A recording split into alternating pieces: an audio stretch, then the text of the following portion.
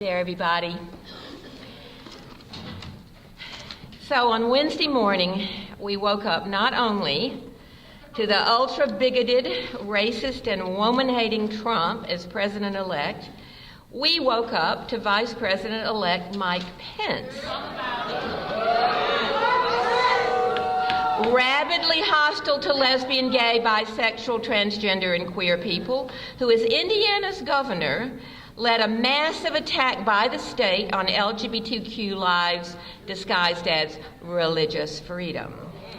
Pence has worked constantly, nonstop, against same-sex marriage and has opposed any and all laws to protect LGBTQ people, adults or children, from the bathroom to the workplace to public accommodations. He is deeply anti-woman, vowing to overturn Roe v. Wade. This, of course, both of those people are a blow. They're particularly a blow coming after the many LGBTQ victories that the movement has won, including the 2003 Supreme Court decision overturning sodomy laws that existed since the beginning of this nation. Also the 2015 ruling that legalized same-sex marriage. Those were victories, but those victories were won in parallel with continuing reactionary campaigns against LGBTQ lives. Last year, more than 115 anti-LGBTQ bills were introduced at the state and local levels. These included bills to force lesbian, gay, and transgender children into a conversion therapy that claims it can change sexual orientation or gender identity, something that scientific research has proved cannot be done. Also spreading like a gasoline fire was nationally coordinated hate legislation to criminalize transgender people for using public bathrooms, right? One such bill was HB 2, the hate bill 2. In North Carolina, infamous in the national uproar after the March 2016 passage. HB 2 was pushed by groups funded by North Carolina billionaire Art Pope, friend of the reactionary Koch brothers, and listed in 2013 as one of the 10 wealthiest men in the U.S.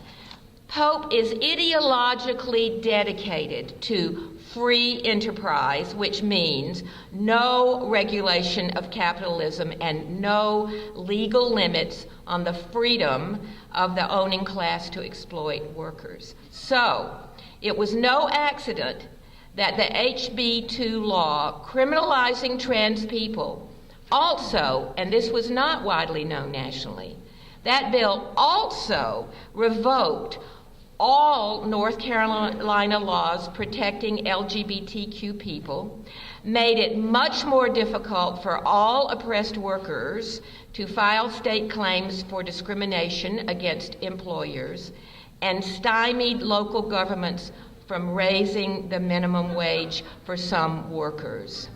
So that the anti-worker clauses and the anti-trans and LGBTQ clauses were inextricably linked in HB 2. Queer and trans people of color were the first to militantly resist HB 2 with, yes, North Carolina, yes, yes, yes. You were the first. You were the first with marches, sit-ins, and civil disobedience with our beloved Durham comrades in leading roles. Yes. This was organized. Don't let anybody tell you this was spontaneous. This was organized, militant resistance that resulted in billions of dollars in lost revenue and business for the capitalists.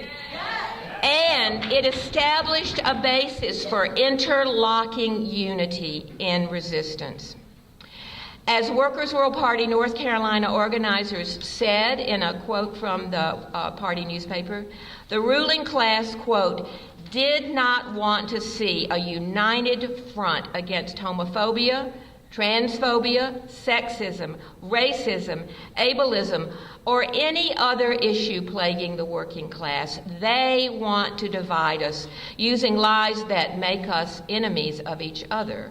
But as revolutionaries, we understand that fighting for the working class means fighting back against every attack on oppressed peoples. End of quote. The anti-trans and anti-worker HB2 bill was justified by the bigots as necessary, and they used this slur, necessary to, quote, protect women and children from sexual predators. Now, it's easy to see that as this hyperbole that people can just kind of throw into the trash can, right? But those of us who know the centuries of struggle against U.S. enslavement of and racism toward black people, especially in the South, recognize such a lying, unity-shattering accusation of rapist and sexual predator is often aimed at oppressed people. In its racist form, it has been aimed particularly at men of color, especially black men. We heard that calumny most recently from the lips of white supremacist Dylan Storm Roof as he murdered 9 African American people, 7 of them women, worshiping in a Charleston, South Carolina church. As for the accusation of sexual predator thrown at LGBTQ people, I myself have been accused of and grievously wounded by that slur. I lost custody of my own children when I came out as a lesbian in North Carolina in 1975.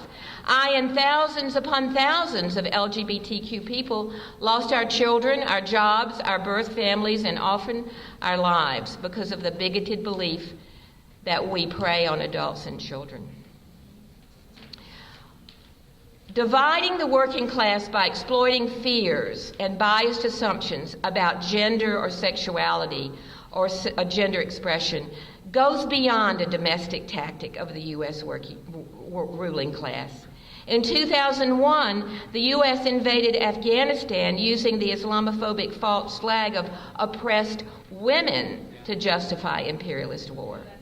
And this was after the U.S. put the Taliban in power in 1979, overthrowing a revolutionary communist government in Afghanistan that was making sweeping changes for women's liberation. The U.S. ruling class spreads false information about LGBTQ lives in countries they want to destabilize, like Iran, while promising so-called Western freedoms to LGBTQ people in exchange. But meanwhile, U.S. groups like the so-called Alliance Defending Freedom, funded by the same Art Pope behind the hate bill too, sow hatred and division about sexuality and gender in African countries like Uganda, Africa that the U.S. is trying to reoccupy and recolonize. The double face of sex and gender manipulation is a U.S. neoliberal like Hillary Clinton, who boasts of being all for women and also boasts of destabilizing the democratically elected government of Honduras, resulting in the assassinations of women leaders like Berta Cáceres Flores. Our comrade Leslie Feinberg, who identified as an anti-racist, white, working class, secular Jewish, transgender, lesbian, female, revolutionary communist, made the first ever Marxist analysis of transgender oppression. And in it,